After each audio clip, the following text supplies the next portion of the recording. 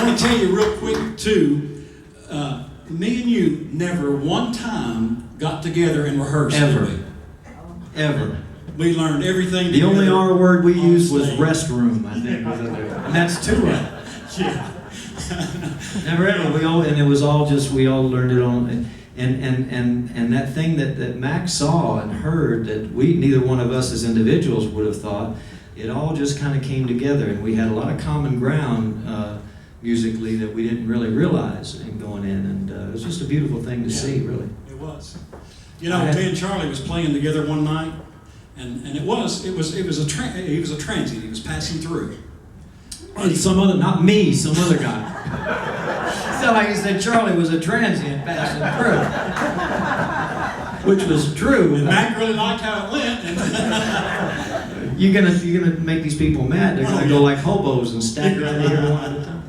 There was this guy, and we was up on stage, and this guy walks up. We had our tip jar up on that baby grand. And obviously a homeless guy. Yeah, you know. he really was. And he come up and he said, remember that? He looked up at us and he said, like one-eyed, he said, "I want y'all to sing me a song." And you said, "What, sir?" How did you say? What I just said, well, what would you like to hear? Do you remember what he? I can't remember what it was.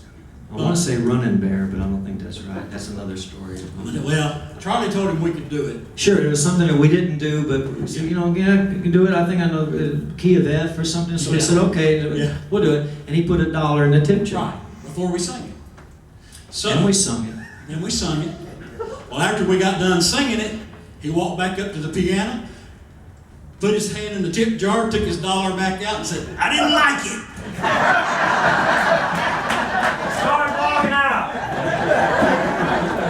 Like Fred G. Sanford, all I Yeah. Well, it took a minute to walk him out because Mack Trammell, the whole time I've been playing up there, never saw that man move as fast as I saw him jump up at that table, go up to that guy, and he said, "Get out!" And he was going to push him out, wasn't he? He was going to push him out. You don't want anybody messing with his boys. And, oh no, but he didn't. That's one thing, he didn't. And I don't think Charlie was there. Might have been a night I was there by myself. He got another brainstorm. Matt got another brainstorm. Carol told me, said he's always thinking about building. And yeah, well, you know, they even remodeled while he was up there. They expanded. Right. And well, anyway. Huge remodel. Yeah.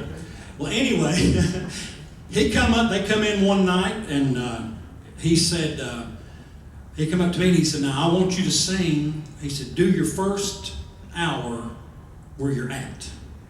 And when you take your break, I want you to move all your stuff over to this corner." Piano, PA system, mics, plugging, unplugging everything, plugging it back in. It was like moving the circus from, South Bristol to over in Avoca. Yeah. So in 15 minutes. I was waiting for a punchline, but there was no punchline. He was serious.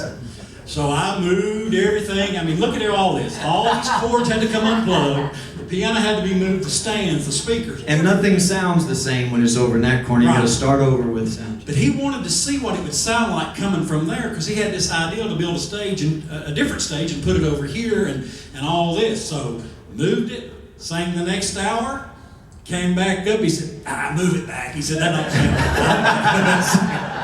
good." Yeah, they said one time we got that column, and he said, Oh, the post. "We didn't move it, but it's a support." Right, there was a pole that was right in the middle of the, not a Polish person, but I mean, a support pole, floor to ceiling. But what I had learned already about Mack Trammell, I had a feeling that support post was going to be moved somehow. He'd make a way. He's going to make a way. But anyway, I don't know.